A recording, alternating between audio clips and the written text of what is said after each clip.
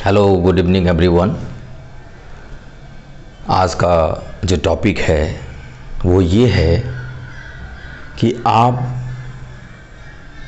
People को कैसे influence कर सकें। पीपल को इन्फ्लुएंस आप कैसे कर पाएंगे, how to influence the people. तो आज के वीडियो में मैं IEEE अप्रोच बताऊंगा।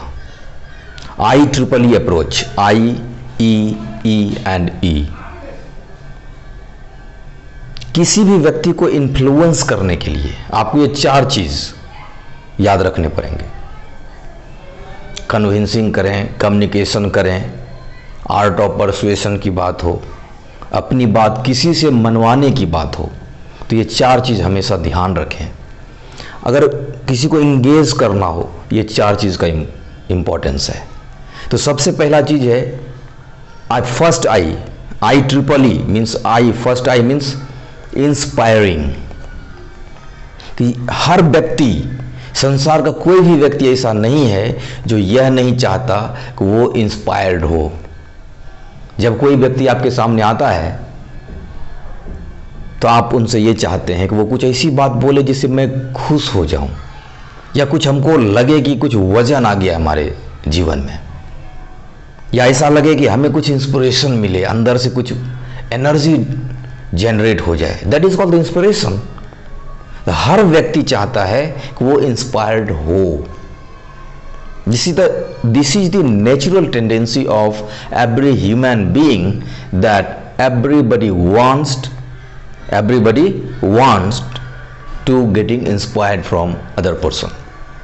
हर कोई चाहता है कि दूसरे से इंस्पायर्ड हो जाए। तो आपके पास वो एक्टिविटी, वो शब्द होने चाहिए कि वो इंस्पायर्ड हो जाए। सो इंस्पायरिंग, बाय इंस्पायरिंग आप उस व्यक्ति को मना सकते हैं। तो सबसे पहले उसको आप इंस्पायर करें। इंस्पिरेशन मतलब क्या? Just motivate, you inspire. और जब आप इंस्पायर करते हैं तो अंदर से मोटिवेशन मिलता है। Inspiration is just the fire. Fuels तो इंसान के अंदर है। आप अगर थोड़ा सा फायर करेंगे तो आग लगेगी और फिर काम होगा। तो पहला I है inspiration, that is inspiring people. आपकी एक्टिविटी ऐसे होनी चाहिए कि आपके हर एक शब्द से, आपकी एक्टिविटी से, आपके कर्म से इंसान को इंस्पिरेशन मिले। कि आपकी उपस्थिति ही इंस्पिरेशन है। आपकी उपस्थिति ही इंस्पिरेशन का कारण हो जाता है। जब आप आते हो तो बॉडी इंस्पायर हो जाता है। अगर बहुत पुराने समय की बात करूं तो जब गुरु आते थे, शिष्य जब गुरु को देखते थे, देखते ही इंस्पायर हो जाते थे, मगन हो जाते थे। उनको लगता था कि अब मैं बदल गया।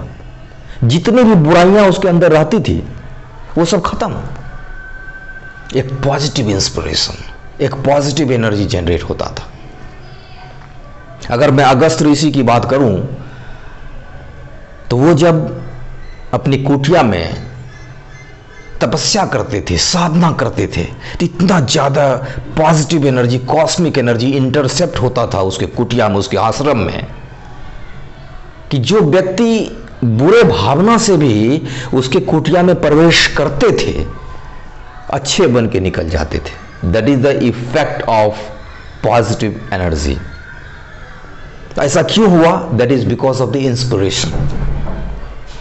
इतना ज्यादा पॉजिटिव एनर्जी रिलीज किए अगस्त ऋषि, इतना ज्यादा कॉस्मिक एनर्जी इंटरसेप्ट हुआ उस आश्रम में कि जो भी व्यक्ति वहां पे जाता है वो इग्नाइटेड हो जाता है। That is getting the natural inspiration. तो हर इंसान चाहता है कि वो इंस्पायर्ड हो। तो आपको भी व्यक्ति को इंस्पायर्ड करना होगा, चाहे आप टीचर हो, प्रोफेसर हो, कुछ भी हो, किसी भी पोजीशन पे हो। अगर आप लीडर भी हैं तो आपके जो एम्प्लॉयर हैं, जो आपके अंडर में कार्य कर रहे हैं, उसको हमेशा आप इंस्पायर करने की कोशिश करें। जब हम किसी को इंस्पायर करते हैं ना, वो आपके लिए कुछ भी करने को तैयार हो जाता है। उसके पास इतनी एनर्जी होती है कि आपके एक शब्द में वो दौड़ना शुरू कर देंगे। आप इंस्पायर तो करिए, इग्नाइट तो कीजिए, री इन्वेंट तो कीजिए। So the first point is inspiration, the first point is inspiring. ये है पहला IEEE approach to influence the people. तो पहला है इंस्पायरिंग, आप उसको इंस्पायर करिए। Second point is educating. Educating, हर इंसान चाहता है कि अगर हमारे पास कुछ ज्ञान मिल जाए, सुनने से मिल जाए, उसको पढ़ना ना पड़े किताब, उसको गूगल सर्च ना करना पड़े। अगर आप बोलते समय कुछ उसको एजुकेट करते चले जाएं, कुछ डेटा फीड करते चले जाएं, कुछ इंफॉर्मेशन फीड करते चले जाएं, और उसके माइंड को एनर्जी भी ना लगाना पड़े वो डेटा के लिए। कभी कभी हम लोग बहुत ही कॉम्प्लेक्स बातें करते हैं, ज्ञान की बातें होती है लेकिन कॉम्प्लेक्स वे में होता है, तो उसके माइंड को पावर लगाना पड़ता है, एनर्जी लगाना पड़ता है उस चीज को ग्रैब करने के लिए। तो फिर माइंड कहता है drop it, drop it, drop it. जब माइंड को अधिक एनर्जी लगाने दोगे तो ड्रॉप इट, तो माइंड कहेगा ड्रॉप कर दो इसको, हमको नहीं सीखना। तो ये माइंड की रियल टेंडेंसी है। इसलिए जब हम एजुकेट करें तो सिंपल वे में, सिंपल भाषा में उसको आप एजुकेट करें, यानी उसके माइंड को पावर नहीं लगाना चाहिए, एनर्जी ना लगाना पड़े आपके उस ज्ञान को प्राप्त करने में।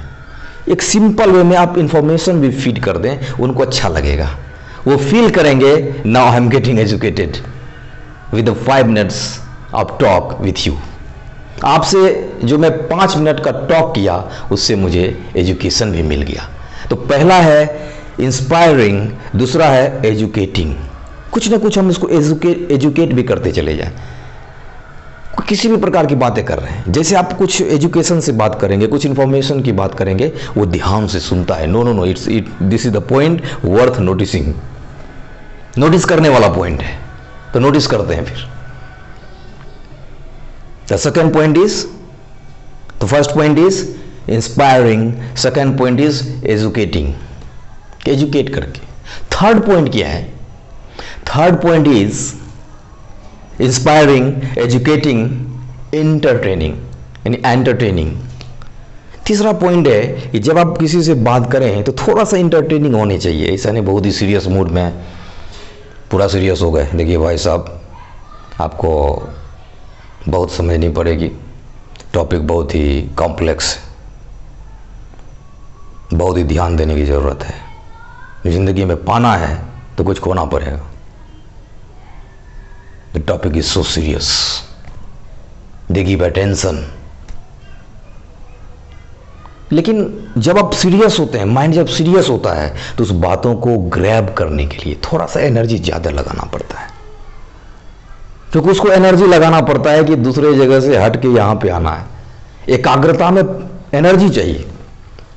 आप जैसे किसी को सीरियस कर देते हैं तो आप ये कह रहे हैं कि आप एकाग्र इधर हो जाओ। अब एकाग्रता आसान होता है क्या?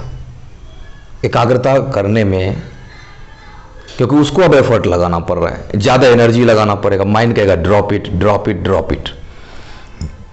लेकिन उसी चीज को आप खेल खेल में कर सकते हैं, हंसते खेलते पढ़ा सकते हैं। क्लासेस में जब कुछ फैकल्टीज लेक्चर लेते हैं तो 2 घंटे 3 घंटे पता ही नहीं चलता कैसे बीत जाता है। क्यों ऐसा होता है?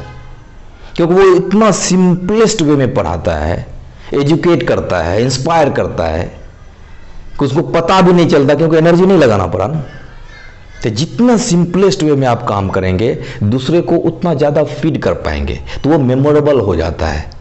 इस तरह से बताएं कि दूसरे को अपने आप याद हो जाए। The thing should be memorable.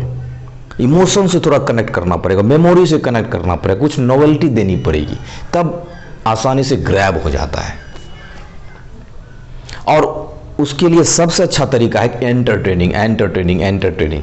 किसी भी थर्मोडायनेमिक्स को समझाना है तो कुछ कहानी कह के थर्मोडायनेमिक्स को समझा दीजिए, कुछ रियल लाइफ की स्टोरी लेकर के थर्मोडायनेमिक्स को समझा दीजिए। There are various ways. कुछ भी ज्ञान आया, नेचर में कुछ भी आया तो नेचर से ही आया है, साइंस भी नेचर से ही आया है। तो कुछ भी एग्जाम्पल्स अगर मैं नेचर का लूंगा तो वो साइंस को जरूर कोरिलेट करेगा। Either you are talking about the science and spirituality, your habit, your behaviour, कुछ भी साइंटिफिकली प्रूव्ड है, साइंस को बिल्कुल कॉन्ट्राडिक्ट नहीं करेगा। आपकी हर एक थिंकिंग, जो मटेरियल की भी, मटेरियल का प्रॉपर्टी लें, कुछ अपना प्रॉपर्टीज लें और दोनों को कोरिलेट करें। Correlation is the most important things.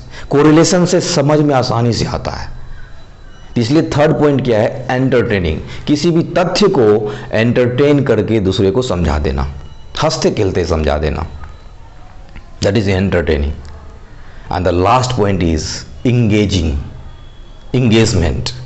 कुछ ऐसी बातें कि पहले उसको इंगेज कर लिया, हमने इंगेज कर लिया, और जब तक आप किसी को इंगेज नहीं करोगे तो फिर अटेंशन नहीं ला पाएगा। होता यह है कि जब मशीन चलता है, जब कार में बैठे रहते हैं, जब हम मशीन को चला देते हैं, जब तक इंगेजिंग डिसएंगेजिंग नहीं करते हैं, जब उसको आगे बढ़ाना हो तो क्लच को लगाना पड़ता है। उससे क्या होता है? इंगेजमेंट होता है। इंगेजमेंट होता है तो गाड़ी आगे बढ़ती है। डिसएंगेज मतलब मशीन को व्हील से डिस्कनेक्ट कर दिए। अब मशीन तो चल रहा है गाड़ी, लेकिन नहीं चल रही है। इसलिए engagement is very important. Engaging, इसलिए इंगेज पहले करना पड़ता है। किसी से जब बात करिए तो कुछ ऐसी बातें करिए कि वो आपसे इंगेज हो जाए, आपसे कनेक्ट हो जाए। तो कनेक्ट एक बार हो गया तो फिर आप उनसे बातें करें, उनको कन्विंस करें, उसको परसुएड करें। जो भी बातें आपको मनवाना है वो आप मनवा लें। So these are the IEEE method, IEEE approach how to influence the people.